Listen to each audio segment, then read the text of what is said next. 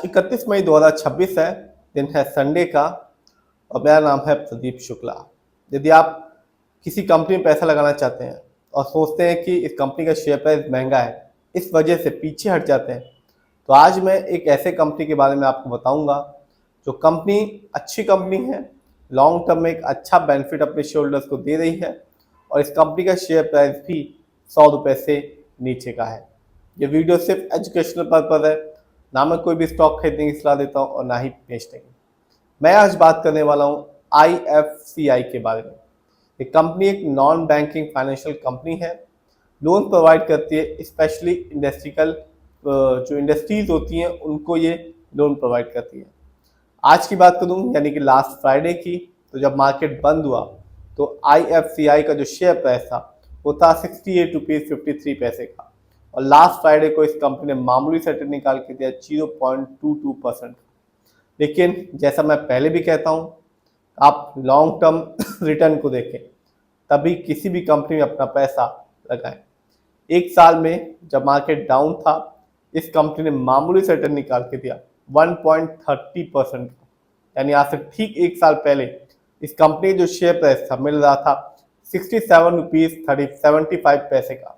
तो एक साल पहले जिस कंपनी ने इसको चुना होगा उसे इस कंपनी ने वैसा रिटर्न निकाल के नहीं दिया जैसा एक शेयर होल्डर्स ने उम्मीद की थी। लेकिन 5 साल में इस कंपनी ने अपने शेयर होल्डर्स को माला माल किया, क्योंकि 5 साल में इस कंपनी ने 471% का रिटर्न निकाल के दिया।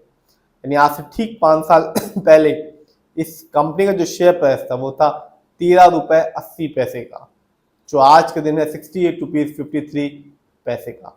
तो जिसने भी IFCI को 5 साल पहले चुना, अच्छा अमाउंट लगाया, शेयर की एक अच्छी खासी क्वांटिटी खरीदी, 5 साल बाद इस कंपनी ने एक अच्छा खासा रिटर्न निकाल के दिया, क्योंकि 13 रुपये 80 पैसे का शेयर प्राइस 5 साल के बाद बढ़ गया 68 रुपीज़ 53 पैसे का। तो जो अच्छी कंपनियां होती हैं वो भले ही शॉर्ट टर्म में या एक साल में वैसा रिटर्न निकाल के ना दे, लेकिन लॉन्ग टर्म में अपने शेयर होल्डर्स को कभी भी निराश नहीं करते। ये तो बात है कंपनी के रिटर्न की। देखते हैं इस कंपनी के स्टॉक के परफॉर्मेंस को। तो एक साल में इस कंपनी का जो हाईएस्ट शेयर प्राइस गया वो था 74 रुपीज़ 50 पैसे का, जबकि एक साल में इस कंपनी का लोएस्ट शेयर प्राइस आया 46 रुपीज़ 23 पैसे का। देखते हैं इस कंपनी के फंडामेंटल्स को। तो जो कंपनी का मार्केट कैप है वो है 18,448 करोड़ का। ये कंपनी मिड कैप की है, क्योंकि मार्केट कैप 5,000 करोड़ के ऊपर का और 20,000 करोड़ के नीचे का। पीबी रेशियो 2.06 है। शेयर मार्केट में एक अच्छा पीबी रेशियो कहलाता है 1 या तो below 3। Industry P 18.60, share market में एक अच्छा इंडस्ट्री पी कहलाता है 20 से लेकर 25 के बीच में। ये बताता है कि जो कंपनी के स्टॉक है मार्केट में कैसा परफॉर्म कर रहा है।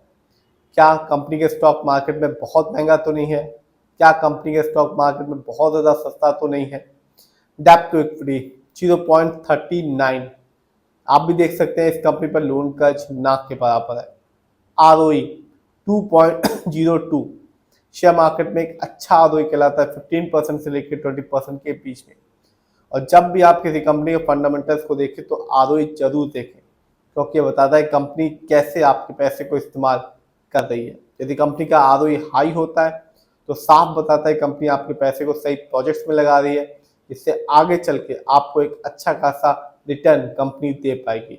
यदि कंपनी का ROE कम होता है या नेगेटिव होता है तो साफ बताता है कंपनी आपके पैसे को सही प्रोजेक्ट्स में नहीं लगा रही, जिससे रिटर्न पाने की जो पॉसिबिलिटीज होती है लॉन्ग टर्म में वो कम हो जाती है।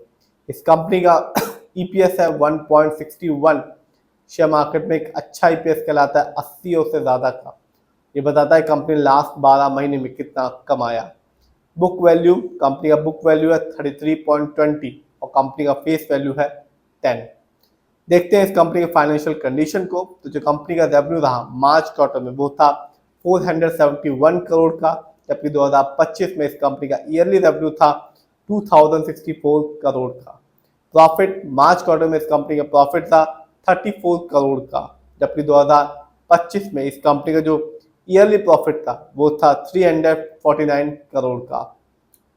किसका कितना पैसा इस कंपनी में लगा हुआ है, यानी कि शेयर होल्डिंग पैटर्न।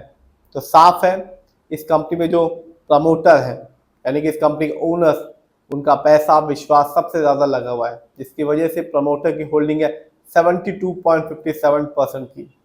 रिटेलर्स यानी कि हम लोग का पैसा इस कंपनी में लगा हुआ है 23.13% का। FII यानी कि विदेशी निवेशक, जिनका पैसा इस कंपनी में लगा हुआ है 2.65% का। DII जिनका पैसा इस कंपनी में लगा हुआ है 1.51% का, जबकि म्यूचुअल फंड की होल्डिंग है सिर्फ 0.14% की। तो यदि आप किसी अच्छी कंपनी में पैसा लगाना चाहते हैं और सोचते हैं कि उस कंपनी का शेयर प्राइस बहुत महंगा ना हो, 100 रुपये से नीचे का हो, तो IFCI एक अच्छी कंपनी है। आपने भी देखा कंपनी का फंडामेंटल भी ठीक है, फाइनेंशियल भी ठीक है, और शेयर होल्डिंग पैटर्न में भी साफ पता चलता है कि जो प्रमोटर है उनकी होल्डिंग सबसे ज़्यादा बनी हुई है, और ये कंपनी रिटर्न भी लॉन्ग टर्म में एक अच्छा खासा दे रही है। फिर भी आप जिस पे भी पैसा लगाएं, खुद रिसर्च करें, एनालाइज करें, अपने फाइनेंशियल एडवाइजर की राय लें, तभी अपने पैसे को शेयर मार्केट में लगाएं।